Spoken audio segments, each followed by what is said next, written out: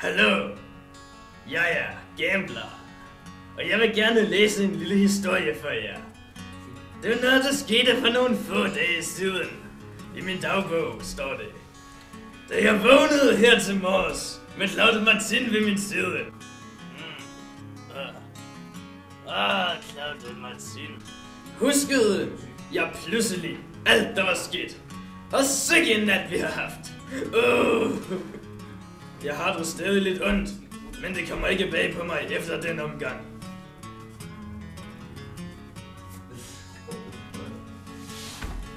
Toget har endelig fået kvalitetsdrikke igen. Og maden er pragtfuld. Og smanderne er nu også nogle skøre fætre.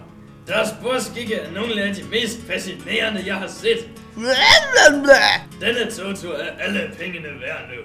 Angående penge. Bernards bryllup holdt jo ikke, og de er allerede gået fra hinanden. Så jeg skylder nu 1000 franc til ottomanerne. Jeg elsker dig! Gå væk, ottomaner! Men det var så alt, jeg gad læse op fra Life of a Gambler denne gang. Det andet er ikke vigtigt. Vi ses næste gang, mine kære fans.